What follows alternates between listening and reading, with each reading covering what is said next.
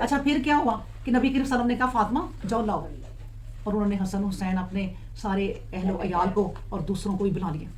انہوں نے جا کے پلیٹ اٹھائی تو وہ جوش مار رہی. انہوں نے کہا وہ سمجھ گئی کہ اللہ کی برکت آ گئی ہے. میرے باپ نے میرے نبی کریم صلی اللہ علیہ وسلم نے دعا کر دی. کہتی ہیں سب نے کھایا اور سیر ہو کر کھایا اور وہ پھر بھی ختم نہ ہوا اور ارد گرد کے لوگوں کو بھی بھیجا. سبحان اللہ، اللہ اکبر. تو یہ ہے کہ وہ بھی یہی کہتے ہیں کہ اب، لیکن میں اس کے ساتھ ایک بات اور بھی کہتی جاؤں کہ ہمیں بھی اللہ کا شکر ادا کرنا چاہیے. آپ کے گھروں میں بے موسمی پھل ہوتے ہیں نا، اب تو سارے ملک آپس میں ایک ہو گئے، ادھر سے ادھر چیز جا رہی ہے، ادھر سے ادھر. وہ کبھی کسی نے اگر ساگ نہیں کھایا تو پاکستان بھیج رہا ہے، بچوں کو آپ چیزیں بھیج رہی ہیں، تو اس لیے بے موسمی چیزیں ہم بھی کھا رہے ہیں. تو یہ شکر کرنا چاہیے اللہ کا، بہت بڑا شکر کرنا چاہیے. اس کے بعد ہے آیت نمبر 38. اس جگہ یہ واقعہ ہے کہ زکریا نے اپنے رب کے حضور دعا کی. اب دیکھیں نا، وہ پیغمبر بھی ان کو دیکھ کے کہنے لگے کہ ان کو اگر بے موسمی پھل مل رہے ہیں تو میں بھی اللہ سے دعا کروں. سبحان اللہ. تو وہ کہتے دعا مانگی کہ اے میرے رب تو اپنے خاص فضل سے مجھے پاک اولاد عطا فرما، بلا شبہ تو ہی دعائیں سننے والا اور التجائیں قبول کرنے والا ہے. اب یہ بھی میں بتا دوں کہ یہ انہوں نے جو اولاد مانگی ہے وہ کسی مقابلے کے لیے نہیں مانگی کہ مریم کے ساتھ یہ تو میں بھی کچھ کروں یا پھر دوسروں کی اولادیں ہیں ہم بالکل ہی. انہوں نے کہا میں دنیا سے جا رہا ہوں اللہ، میں تیرا پیغام آگے کس کو بناؤں. اللہ کی ڈیوٹی. اپنی اولادوں کو بھی آپ یہ کہیں کہ شکر ہے اللہ ہمیں اولاد دے دی، ہم انہیں دین کی تعلیم سکھائیں گے، میں آج یہ کام کر رہی ہوں کل میرے بچے بھی کبھی کریں گے. تو یہ نیت کر لیا کریں. پھر ایسا ہوا کہ فرشتوں نے زکریا کو پکارا اور وہ محراب میں کھڑا نماز پڑھ رہا تھا. کہا ہے زکریا اللہ تجھے یحییٰ کی بشارت دیتا ہے. دیکھیں ڈائریکٹ ہی نام بتا دیا، وہ حکم الہی سے تصدیق کرنے والا. یہ یحییٰ نام بڑا پیارا ہے، بچوں کے رکھا بڑا پیارا نام ہے یحییٰ، عیسیٰ. یہ نام مجھے بہت پسند ہے. میرے پوتے کا نام عیسیٰ، موسیٰ. ماشاء اللہ ماشاء اللہ. اچھا جی پھر کیا ہوا؟ اور بشارت دیتا ہے وہ حکم الہی سے تصدیق کرنے والا ہے، جماعت کا سردار پارسا اور اللہ کے بندوں اور نبیوں میں سے ایک نبی ہوگا. سبحان اللہ. ساتھ ہی ان کی یحییٰ کی خوشخبریاں سنا دی.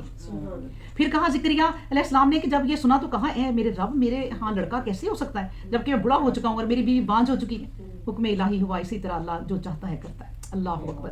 زکریا نے عرض کیا کہ اے میرے رب اس کے متعلق میرے لیے کوئی نشانی ٹھہرا دے. اور ارشاد الہی ہوا کہ تیرے لیے نشانی یہ ہے کہ 3 دن رات تک عام بات چیت نہ کر مگر اشارہ کنایا سے، اور اپنے رب کا کثرت کے ساتھ ذکر کر اور صبح شام اس کی حمد و ثنا میں مشغول رہ. اب دیکھیں یہ جو نشانی ہے نا بتا رہی ہوں میں، یہ نشانی لکھا ہے، اس کا مطلب ہوتا ہے کہ اللہ کی اب میں کس طرح شکر ادا کروں اللہ کا. اللہ مجھے بتائیں کہ میں کیا کروں. اللہ نے کہا اس خوشی میں، اس شکر میں تم نے 3 دن کسی سے بات نہیں کرنی. جیسے اعتکاف میں عورتیں مرد بیٹھتی ہیں، کرتی ہیں کوئی کسی سے بات زیادہ؟ جیسے عورت اعتکاف میں گھر میں بیٹھ جائے. یہ کیا ہے؟ یہ شکر اللہ کا کہ اس نعمت میں شکر کرو. پھر کہا اور پھر اس واقعہ کا ذکر کرو جب فرشتوں نے کہا تھا کہ اے مریم اللہ نے تجھے اپنی قبولیت کے لیے چن لیا ہے اور ہر برائی کو آلودگی سے پاک کر دیا ہے اور تجھے تمام دنیا کی عورتوں پر برگزیدگی عطا فرما دی ہے. اے مریم اب تو مجھے اپنے رب کی اطاعت و فرما برداری میں مزید سرگرم ہو جا اور رکوع و سجود کرنے والوں کے ساتھ تو بھی رکوع سجود کرتی رہ. اس کا مطلب ہے کہ انسان جب اللہ کی طرف آئے نا تو پھر اور ہو جائے، جب اللہ کو سمجھنے لگے تو پھر اور زیادہ اپنے آپ کو اللہ کی طرف کر لے. اللہ تبارک تعالیٰ یہی کہتے ہیں کہ مریم اب تمہیں چن لیا ہے، اب تمہیں بہت رکوع اور سجود کرنے. پھر نہیں انسان غفلت میں آ سکتا. جب یہ قرآن ہاتھ میں آ گیا ہے نا تو پھر ہر بات میں اور ہر چیز میں پھونک پھونک کے چلنا پڑتا ہے، یا اس کو چھوڑ دو یا ان چیزوں کو چھوڑ دو. اللہ اکبر. یہ غیب کی خبریں ہیں جن کو ہم تم پر وحی کر رہے ہیں. اور نہ یہ بات تو بالکل واضح ہے کہ تم اس وقت ان لوگوں کے پاس موجود نہ تھے جب ہیکل کے مجاور اپنے قلم پھینک رہے تھے کہ کون مریم کا کفیل ہوگا، اور تم اس وقت موجود نہ تھے جب وہ آپس میں جھگڑ رہے تھے. پھر اس وقت کا ذکر کرو جب فرشتوں نے کہا تھا کہ اے مریم اللہ تجھے اپنے کلام کے ذریعے ایک لڑکے کی بشارت دیتا ہے، اس کا نام عیسیٰ ہوگا.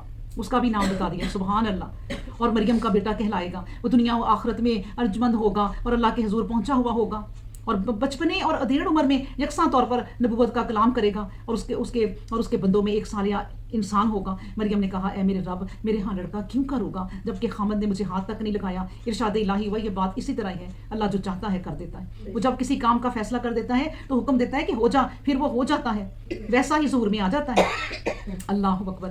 دیکھیں اللہ نے نا، میں تو سوچتی ہوتی ہوں کہ یہ واقعہ ہمیں کر کے نا تو یہ بتا دیا کہ تم لوگ بچے پیدا کر کے نا فخر نہ کرو کہ ایک عورت کے میرے تو 4 بیٹے ہیں اس پر فخر کرو. بھائی اللہ نے دیے، وہ چاہتا تو انہیں ویسا ہی پیدا کر دیتا، وہ کہیں اگا کے بھی انسانوں کو پیدا کر دیتا. اللہ کچھ بھی کر سکتا ہے. تو اس لیے اللہ نے اپنی ہر نشانی دکھا دی اور پھر اپنے ایک قانون بنا دیے کہ اب اس طرح ہوگا قیامت تک. اس کے بعد اے بنی اسرائیل کی طرف رسول بنا کر مبعوث کرے گا. وہ لوگوں میں یہ منادی کرے گا کہ لوگوں میں تمہارے رب کی طرف سے نشانی لے کر تمہارے پاس آیا ہوں, تمہارے لیے مٹی سے ایسی چیز بنا دوں جو پرند کی سی صورت رکھتی ہو, پھر اس میں پھونک ماروں اور وہ اللہ کے حکم سے پرند ہو جائے, اللہ کے حکم سے اندھوں اور کوڑیوں کو چنگا کر دے, اور کفر کی موت مرے ہوئے کو زندہ, اور جو کچھ تم کھاتے ہو اور جو کچھ تم اپنے گھروں میں ذخیرہ کرتے ہو وہ سب بتلا دو. اگر تم واقعی اللہ پر ایمان رکھتے ہو تو رکھنے والے ہو تو یقیناً ان باتوں میں تمہارے لیے بڑی نشانی ہے. تو رات کی جو میرے سامنے موجود ہے تصدیق کرو, اور بعض چیزیں جو تم پر حرام ہو گئی ہیں انہیں تمہارے لیے حلال کر دوں, اور میں تمہارے رب کی طرف سے نشانی یعنی پیغام نبوت لے کر تمہارے پاس آیا ہوں. دیکھو تم اللہ سے ڈرو اور میری اطاعت و فرما برداری کرو. ان اللہ ربی و ربکم فاعبدوہ, بلا شبہ میرا تمہارا رب سب کا ایک ہے, بس اس کی بندگی کرو. یہی دین کا سیدھا راستہ ہے. پھر عیسیٰ نے بنی اسرائیل میں کفر دیکھا تو وہ پکار اٹھا, کون ہے جو اللہ کی راہ میں میرا مددگار ہو؟ اس پر اس کے چند حواریوں نے اس کی دعوت قبول کرتے ہوئے جواب دیا کہ ہم اللہ کے دین کے مددگار ہیں, ہم اس پر ایمان لاتے ہیں, اور تم گواہ رہو کہ ہم اس کی فرما برداری میں مکمل طور پر داخل ہو گئے. ماشاءاللہ آپ میری بہنیں بھی نا اتنے عرصے سے میری جو ہے نا مددگار ہیں. ایک ہمارا گروپ ہی ہے, کچھ چند لڑکیاں یا لڑکی عورتیں نہیں آتی ہیں کبھی, ورنہ یہ ہمارا ایک گروپ مستقل ہے جو اتنے عرصے سے آ رہا ہے. اور جو بہن ہمارے میں سے چلی گئی اللہ انہیں جنت الفردوس میں جگہ دے, ان کے رتبے بلند کر دے. وہ ہمیشہ یہاں بیٹھ کے آنسوؤں سے روتی تھی. سبحان اللہ, اللہ اکبر. اور جب اللہ کی راہ میں نکلو نا تو کوئی ہواری مل ہی جاتے ہیں, جو مددگار مل ہی جاتے ہیں. آپ نکلو تو صحیح, ارادہ تو کرو کہ میں نے یہ کام کرنا ہے, تو کوئی نہ کوئی آ ہی جاتا ہے. اللہ اکبر. ربنا آمنا بما انزلتا, اے ہمارے رب جو کچھ تو نے نازل کیا اس پر ہمارا ایمان ہے, اور ہم نے تیرے رسول عیسیٰ علیہ السلام کی پیروی کی. ہمارا شمار لوگوں میں ہے جو شہادت دینے والے ہوں. وَمَكَرُوا مَكَرَ اللَّهُ وَمَكَرُوا وَمَكَرَ اللَّهُ وَاللَّهُ خَيْرُ الْمَاكِرِينَ. یہ ہے اللہ. اور انہوں نے خفیہ تدبیریں کی, اللہ نے ان کی خفیہ تدبیروں کو ضائع کر دیا. اور اللہ اور لوگوں کو خفیہ تدبیروں میں ضائع کرنے میں اللہ سے بہتر کوئی نہیں ہے. اس وقت کا ذکر کرو جب اللہ نے فرمایا تھا اے عیسیٰ میں ہر وقت میں تیرا وقت پورا کروں گا, تجھے اپنی طرف اٹھاؤں گا, تیرے منکروں سے تجھے پاک کر دوں گا, اور جن لوگوں نے تیری پیروی کی انہیں قیامت تک تیرے منکروں پر برتری دوں گا, اور بالآخر تم سب کو قیامت کے روز میری طرف لوٹنا ہے. اس دن ان باتوں کا احاطہ فیصلہ کر دوں گا جن میں لوگ ایک دوسرے پر اختلاف کرتے تھے. اللہ اکبر. پھر جن لوگوں نے کفر کی راہ اختیار کی اور برائی کی خفیہ تدبیریں کرنے میں تیز گام رہے انہیں دنیا اور آخرت دونوں جگہ سزا دوں گا, اور پھر کوئی بھی ان کا مددگار نہیں ہوگا. وَأَمَّا الَّذِينَ آمَنُوا وَعَمِلُوا الصَّالِحَاتِ, اور جو لوگ ایمان لائے اور ان کے عمل بھی نیک ہیں تو ان کا اجر ان کو پورا پورا مل جائے گا. اور اللہ رب ذوالجلال والاکرام ظلم کرنے والوں کو دوست نہیں رکھتا. اے پیغمبر اسلام, یہ اللہ کی آیتیں اور حکمت والے تذکرے ہیں جو ہم تمہیں سنا رہے ہیں. بلا شبہ اللہ کے نزدیک تو عیسیٰ ہی ایسا ہے جیسا آدم کو اس کی مٹی سے پیدا کیا. دیکھیں اللہ نے بتا دیا, ایک میں نے نشانی وہ مٹی سے پیدا کی تھی, وہ کسی ماں نے نہیں جنا تھا, اور ایک میں نے مریم کو پیدا کیا, کسی باپ نے نہیں جنا تھا. سبحان اللہ. حکم فرمایا کہ ہو جا, اور وہ ہو گیا. ہر چیز اس کے کلمہ کن سے پیدا ہوتی ہے. الحق من ربک فلا تکن من الممترین. مسیح کے انسان ہونے کے متعلق جو کچھ کہا گیا ہے یہ تمہارے رب کی طرف سے بالکل حق ہے. دیکھو ایسا نہ ہو کہ شک شبہ کرنے والوں میں ہو جاؤ. پھر جو شخص تم سے اس بارے میں جھگڑا کرے حالانکہ علم و یقین تمہارے سامنے آ چکا ہے, تو تم اس سے برملا کہو کہ آؤ ہم دونوں فریق میدان میں اپنے اپنے بیٹوں عورتوں کو بلائیں اور خود بھی شریک ہوں, پھر عجز و نیاز کے ساتھ اللہ کی ضرورت جا کریں کہ ہم دونوں سے جس کا دعویٰ جھوٹا ہے اس پر اللہ کی لعنت یعنی پھٹکار ہو. اللہ اکبر. اسی طرح دیکھیں نا, جب کوئی عام لوگوں کا جھگڑا ہو نا اب بھی, تو لوگ نا قرآن کو بیچ میں رکھ لیتے ہیں, اور کبھی لوگ اتنے غلط ہوتے ہیں کہ جھوٹے قرآن اٹھا لیتے ہیں. تو اس کا پتہ کیا حال ہے کہ جس کے سامنے قرآن اٹھایا گیا ہے نا, اور وہ جانتے ہیں کہ اس نے جھوٹا قرآن اٹھایا ہے, وہ مان جائے, وہ قرآن کی حرمت کے لیے مان جائے, اور یہ کہہ دیں کہ ہاں بھائی کوئی قرآن جھوٹا نہیں اٹھا سکتا, تم سچے ہو ہم جھوٹے. اور اگر انہوں نے کہا کہ تم جھوٹے ہو, جھوٹا قرآن اٹھا لیا, تو یہ قرآن کی بے حرمتی ہے. ایک تو یہ, اور دوسرا تھرڈ پرسن جو غیر مسلم وہ کیا سوچیں گے, انہوں نے قرآن کو مذاق بنا رکھا ہے. تو اس لیے تم مان جاؤ, اللہ جاننے والا ہے. اللہ اکبر. تو اس لیے اللہ نے کہا ان پر لعنت پھر ہوگی. بلا شبہ یہ واقعہ جو بیان کیا گیا بالکل حق ہے, اور کوئی معبود نہیں ہے مگر صرف اللہ کی ذات واحد, اور یقیناً اسی کی ذات ہے جو سب پر غالب اور اپنے کاموں میں حکمت رکھنے والی ہے. پھر بھی اگر یہ لوگ حق فیصلہ کا طریقہ قبول نہ کریں, مباہلہ سے گریز کر جائیں, تو اللہ ایسے مفسدوں کا حال خوب جانتا ہے. تم کہہ دو کہ اہل کتاب اس بات کی طرف آ جاؤ جو ہمارے اور تمہارے لیے یکساں طور پر مسلم ہے کہ ہم سب اللہ کے سوا کسی کی عبادت نہ کریں. کسی ہستی کو بھی اس کا شریک نہ ٹھہرائیں. ہم میں سے کوئی بھی اللہ کو چھوڑ کر کسی کو اپنا رب نہ بنا لے. پھر بھی اگر یہ لوگ اس بات سے روگردانی کریں تو تم کہہ دو کہ گواہ رہنا کہ ہم صرف ایک اللہ کو ماننے والے ہیں. یا اہل الکتابی، اہل کتاب تم ابراہیم کے بارے میں کیوں جھگڑا کرتے ہو؟ حالانکہ تورات اور انجیل تو اس کے بہت بعد نازل ہوئی ہے. کیا تم اتنی بات بھی نہیں سمجھ سکتے؟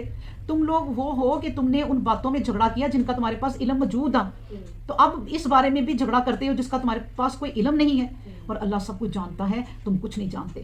ابراہیم نہ تو یہودی تھا، نہ نصرانی، نہ کسی دوسری پارٹی بازی کا پیروکار، بلکہ وہ تو اللہ کا فرما بردار بندہ تھا، اور بلا شبہ اس کی راہ شرک کرنے والوں کی راہ نہیں تھی. ابراہیم علیہ السلام سے نزدیک تر لوگ وہ تھے جو اس کے قدم با قدم چلے. نیز اللہ کا یہ نبی صلی اللہ علیہ وآلہ وسلم اور وہ نبی جو اس نبی صلی اللہ علیہ وسلم پر ایمان لائے. یاد رکھو اللہ انہی کا مددگار ہے جو ایمان رکھتے ہیں. اہل کتاب میں ایک گروہ ایسا ہے جو اس بات کا خواہش مند ہے کہ کسی طرح تمہیں راہ حق سے ہٹا دے. وہ تمہیں نہیں، خود اپنے آپ کو گمراہی میں ڈالے ہوئے ہیں، اگرچہ اس کا شعور نہیں رکھتے. اہل کتاب تم اللہ کی آیتوں سے انکار کرتے ہو حالانکہ اس کی نشانیاں تمہارے سامنے ہیں. یا اہل الکتابی، اہل کتاب کیوں حق کو باطل کے ساتھ ملا جلا کر مشتبہ کر دیتے ہو اور حق کو چھپاتے ہو، حالانکہ تم جانتے ہو کہ اصلیت کیا ہے. اور اہل کتاب میں ایک گروہ ایسا بھی ہے جو کہتا ہے کہ ایسا کرو کہ صبح ان کی کتاب قرآن کریم پر ایمان لے آؤ اور شام کو انکار کر دو. اسی طرح عجب نہیں کہ وہ اسلام سے پھر جائیں. دیکھیں نبی کریم صلی اللہ علیہ وسلم کی بھی یہ حدیث ہے کہ ایک زمانہ ایسا آئے گا کہ صبح کو دل ایماندار ہوگا، رات کو بے ایمان ہوگا. پھر رات کو اگر ایماندار ہوگا تو صبح دل سے ایمان نکلا ہوگا. ایسا وقت بھی آ جائے گا. اللہ اکبر. تو ایسے وقت سے اللہ بچائے. اور یہ جو یہودی تھے، یہ آپ کو پتہ ہے نا، ایک قصہ یہ بھی ہوا تھا کہ ان کے کسی لڑکے نے کسی مالکہ سے جس میں وہ کام کرتا تھا زنا کر دیا. تو انہوں نے کہا کہ اس کی سزا یہ ہے کہ اس کو گھوڑے پہ بٹھا کے، گدھے پہ بٹھا کے، کالا منہ کر کے تو اس کو پھراؤ، اور کوئی جرمانہ وغیرہ جو بھی تھا، بکریاں کیا کیا. پھر اس کے بعد کچھ علماء نے کہا کہ یہ نہیں ہے، تم نبی کے وسلم کے پاس جاؤ. وہ جانا نہیں چاہتے تھے، لیکن اب جب ان کے اندر بھی اچھے لوگ تھے، وہ جب آئے تو نبی کے وسلم نے کہا یہ تو تمہاری کتاب میں بھی ہے، یہ تورات میں بھی ہے. انہوں نے اس پہ ہاتھ رکھ لیا. حضرت علی رضی اللہ عنہ نے کہا ہاتھ اٹھا کے یہ آیت پڑھو. پھر انہوں نے وہ آیت پڑھی تو بالکل اسلام میں بھی وہی کہ بھئی جو کبارہ زنا کرے تو اس کو 1 سال جلا وطن کر دو، اور کوڑوں کی سزا بھی ہے، اور جو شادی شدہ زنا کرے تو اس کو مار ہی دو، اس کو رجم کر دو. اس کے بعد ہے پھر ایک آیت ہے 74، اور ان لوگوں کے سوا جو تمہارے دین کی پیروی کرنے والے ہوں اور کسی کی بات نہ مانو تو ان لوگوں سے کہہ دو کہ ہدایت تو وہی ہے جو اللہ کی ہدایت ہے. یہود کہتے ہیں یہ بھی نہ مانو کہ جیسا کچھ دین تمہیں دیا گیا ہے ویسا ہی کسی دوسرے انسان کو ملا ہو، یا یہ کہ تمہارے رب کے حضور تمہارے خلاف کسی کی حجت چل سکتی ہو. تو تم ان لوگوں سے کہو کہ فضل و بخشش تو اللہ کے ہاتھ میں ہے، وہ جسے چاہتا ہے دیتا ہے، وہ بڑی وسعت رکھنے والا جاننے والا ہے. وہ جس کو چاہتا ہے اپنی رحمت کے نزول کے لیے چن لیتا ہے. اس کا فضل ہی بڑا فضل ہے. اور اہل کتاب میں سے کچھ آدمی تو ایسے دیانت دار ہیں کہ اگر تم چاندی سونے کے ڈھیر بھی ان کی امانت میں چھوڑ دو تو وہ تمہاری طلب پر تمہارے حوالے کر دیں. دیکھیں اہل کتاب کی تعریف ہو رہی ہے. یہی میں کہہ رہی ہوں کہ اہل کتاب میں سے بھی بڑے اللہ نے کہہ دیا، لیکن ان میں سے ایک گروہ ایسا ہے کہ اگر 1 روپے کے لیے بھی ان پر بھروسہ کرو تو کبھی نہیں تمہیں واپس دیں گے، جب تک تقاضے کے لیے ہمیشہ ان کے سر پر نہ کھڑے رہو. یہ اس لیے ہے کہ وہ کہتے ہیں کہ امیوں سے معاملہ کرتے ہوئے ہمارے لیے کوئی مواخذہ نہیں. وہ یہ کہہ کر اللہ پر تہمت باندھتے ہیں اور اچھی طرح جانتے ہیں کہ حقیقت حال کیا ہے. دیکھیں وہ ہمیں امی کہتے ہیں، وہ کہتے ہیں یہ ان پڑھ جاہل لوگ ہیں. آج بھی یہودیوں کے ذہن میں یہ بات ہے، جو یہ والے یہودی ہیں جن کو اللہ پسند نہیں کرتا، کہ وہ کہتے ہیں کہ ہمارے سوا دنیا میں کوئی انسان ہی نہیں ہے، انسان کہلانے کے حقدار صرف ہم ہیں، اور ان کو مار دو. ان کو مار دو گے تو ثواب ہوگا، بلکہ اس لیے وہ اتنے ظلم ڈھا رہے ہیں. اللہ اکبر. اس کے بعد ہے آیت نمبر 76 پڑھتی ہوں. ہاں جو شخص اپنا قول و قرار پورا کرتا ہے اور پرہیزگاری اختیار کرتا ہے تو اللہ کی پسندیدگی انہی لوگوں کے لیے جو پرہیزگار ہوتے ہیں، جن لوگوں کا حال یہ ہے کہ وہ ایک حقیر قیمت کے لیے اللہ کا عہد اور خود اپنی قسمیں توڑ فروخت کر ڈالتے ہیں. تو یہی لوگ ہیں کہ آخرت میں ان لوگوں کا کوئی حصہ نہیں ہوگا. نہ تو قیامت کے دن اللہ ان سے کلام کرے گا، نہ ان کو دیکھے گا، نہ وہ گناہوں کی آلودگی سے انہیں پاک کرے گا، بس ان کے لیے دردناک قسم کا عذاب ہوگا. اللہ اکبر. اور بلا شبہ اہل کتاب میں سے ایک گروہ ایسا بھی ہے جو کتاب پڑھتے ہوئے اس میں الٹ پھیر کرنے کا عادی ہے، تاکہ تم خیال کرو کہ جو کچھ یہ سنا رہے ہیں کتاب اللہ میں سے ہے، حالانکہ وہ قطعاً کتاب اللہ میں سے نہیں ہوتا. اور وہ لوگوں سے کہتا ہے کہ جو کچھ تمہیں بتایا گیا ہے یہ اللہ کی طرف سے ہے، حالانکہ وہ اللہ کی طرف سے نہیں. وہ اللہ کے نام پر جھوٹ بولتے ہیں اور یہ جانتے بھی ہیں کہ جھوٹ بول رہے ہیں. کسی انسان کو یہ بات سزاوار نہیں کہ اللہ اسے کتاب و حکمت، حکومت، نبوت عطا فرمائے اور پھر وہ لوگوں سے یہ کہے کہ تم اللہ کو چھوڑ کر میرے بندے بن جاؤ. وہ کہے گا تو یہی کہے گا کہ تم ربانی انسان یعنی خلق اللہ کے مرشد و مربی بن جاؤ، اس لیے کہ تم کتاب اللہ کی تعلیم دیتے ہو اور اس لیے بھی کہ تم اس کے پڑھنے پڑھانے میں مشغول ہو. اللہ اکبر.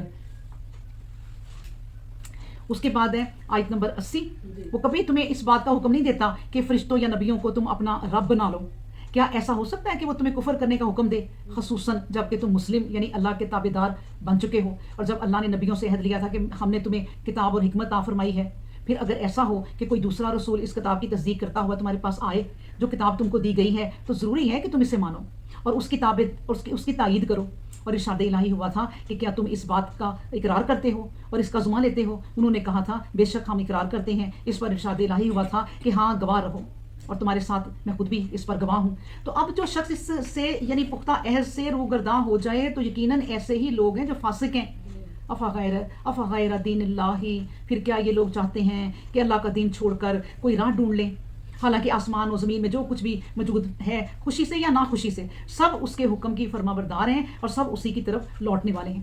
اچھا آپ دیکھیں نا کتنی پیاری آیت ہے یہ کہ بھئی تم خوش ہو یا نہ خوش ہو، آنا تمہیں میری طرف ہی ہے۔ اب جو اللہ کو نہیں مانتے نا وہ اپنی موت کو روک لیں، روک سکتے ہو، نہ مانو، اب اس اپنے مردے کو زندہ کر کے دکھا دو، آنا تم نے میری طرف ہی ہے۔ سارے جنوں انس دنیا کے جتنے بھی ہیں نا خوشی خوشی چل جائیں تو بہت اچھی بات ہے اللہ کی طرف، نہ خوش بھی ہوئے نا تو اللہ نے تو لے ہی جانا ہے۔ اللہ اکبر۔ پھر اس کے بعد ہے کل آمنا باللہ وما انزل علینا وما انزل علی ابراہیم و اسماعیل و اسحاق و یعقوب والاسباط، تم کہہ دو ہم اللہ پر ایمان لاتے ہیں اور جو کچھ ہم پر نازل ہوا اور جو کچھ ابراہیم اسماعیل اسحاق یعقوب اور یعقوب علیہ السلام کی اولاد پر نازل ہوا، اس پر ایمان رکھتے ہیں، اور جو کچھ موسیٰ اور عیسیٰ کو اور اللہ کے دوسرے نبیوں کو اللہ کی طرف سے ملا ہے اس پر بھی ہمارا ایمان ہے۔ ہم ان رسولوں سے کسی کو بھی دوسرے سے جدا نہیں کرتے اور ہم اللہ کے فرمانبردار ہیں، اور جو شخص اسلام کے سوا کسی دوسرے دین کا خواہش مند ہوگا تو اس کا وہ دین کبھی قبول نہیں کیا جائے گا، اور آخرت کے دن اس کی جگہ ان لوگوں میں ہوگی جو نامراد ہو گئے۔ یہ کس طرح ہو سکتا ہے کہ اللہ ایک ایسے گروہ پر کامیابی کی راہ کھول دے جس نے ایمان کے بعد کفر کی راہ اختیار کر لی، حالانکہ اس نے گواہی دی تھی کہ اللہ کا رسول برحق ہے اور روشن دلیلیں اس کے سامنے واضح ہو گئی تھیں۔ اللہ ظلم کرنے والے گروہ پر کبھی سعادت کی راہ نہیں کھولتا۔ اچھا یہ بات یاد رکھیں کہ کوئی اگر مرتد ہو جاتا ہے نا، اسلام چھوڑ دیتا ہے اور مرتد ہو کے کسی کے لیے مرتد ہوا ہے کہ میں اس گروہ میں چلی جاؤں، تو وہ اسے امیر ترین کر دیں گے، اس کی نسلوں میں اتنی دولت ہوگی کہ کبھی ختم نہیں ہوگی، اور اللہ کہہ رہا ہے کہ نامراد ہو جائے گا۔ کیوں؟ آخرت میں نامراد ہو جائے گا۔ نبی کریم صلی اللہ علیہ وسلم نے کہا نہیں کہ مفلس کون ہے، صحابہ نے کہا ظاہر ہے جس کے پاس کچھ نہ ہو، نبی کریم صلی اللہ علیہ وسلم نے کہا نہیں، یہاں کی بات نہ کرو، مفلس وہ ہے جو آخرت میں خالی ہاتھ رہ جائے گا، کچھ نہیں اس کے پاس ہوگا۔ اب یہ وہ مرتد ہوا، اسلام چھوڑا، لوگوں نے دولت دڑا دھڑ اسے دے دی کہ ہماری خاطر کرو، ہماری حکومتوں سے یا کہیں کسی سے بھی اگر کوئی غیر مسلم کام کروا رہے ہیں پیسے دے دے کے، اور امیر ترین ہماری حکومت ہوتی جا رہی ہے، ترقی ہو جائے گی، بہت ترقی ہو جائے گی، تو کیا ہوگا؟ آخرت میں کچھ ہاتھ نہیں، اپنے اسلام کو نہیں پھیلایا، ان کے اسلام کو پھیلایا، ان کے دین کو پھیلایا۔ اللہ اکبر۔ اس کے بعد ہے آیت نمبر 87، اولئک جزاؤہم ان علیہم لعنۃ اللہ والملائکۃ والناس اجمعین۔ دیکھ لیں ان لوگوں کو جو بدلہ ملنے والا ہے وہ تو یہ ہے کہ ان پر اللہ کی، فرشتوں کی اور انسانوں کی سب کی لعنت ہے، اور وہ اس میں ہمیشہ رہیں گے، خالدین فیہا، نہ تو ان کا عذاب کم ہوگا نہ وہ کبھی مہلت پائیں گے۔ ہاں الا الذین تابوا من بعد ذلک واصلحوا فان اللہ غفور رحیم، ہاں جن لوگوں نے توبہ کر لی اور اپنے آپ کو سنوار لیا تو بلا شبہ اللہ رحمت والا اور بخش دینے والا ہے۔ البتہ جن لوگوں کا حال یہ ہے کہ انہوں نے ایمان کے بعد کفر کی راہ اختیار کی اور اپنے کفر میں بڑھتے ہی گئے، تو ایسے لوگوں کی توبہ کبھی قبول ہونے والی نہیں، اور یہی لوگ ہیں جو سیدھی راہ سے بھٹک گئے ہیں۔ ان الذین کفروا ماتوا وهم کفار، ہاں بلا شبہ جن لوگوں نے کفر کی راہ اختیار کی اور مرتے دم تک کفر پر ہی جمے رہے، تو ان میں سے اگر کوئی شخص پورے کرۂ ارض کو سونے سے بھر کر دے دے جب بھی اس کے فدیہ میں قبول نہ ہوگا، یہی لوگ ہیں، ان کے لیے عذاب دردناک ہے اور کوئی بھی شخص بھی ان کا مددگار نہیں ہوگا۔ اللہ اکبر۔ اب دیکھیں یہ بات جو آخری کہی ہے نا اللہ نے، یہ ہے اصل بات کہ آخرت میں نا اللہ نے کہا دیکھو یہاں تو نے مجھے بھول گئے، کفر اختیار کر لیا، بڑے بڑے گناہ کر لیے، نبی کریم صلی اللہ علیہ وسلم نے کہا زمین سے آسمان تک گناہ کر لو، لیکن اللہ کہتا ہے میری طرف آ جاؤ، دنیا میں تو میں معاف کر دوں گا، لیکن اگر معافی مانگے بغیر مر گئے تو آ کے آخرت میں کہ دنیا جہان کے خزانے بھر بھر کے مجھے دو گے نا کہ ہمیں بخش دو، کوئی نہیں بخشا جانا۔ یہ ہے آخری آیت۔ سبحان ربک رب العزت عما یصفون والسلام علی المرسلین والحمد للہ رب العالمین۔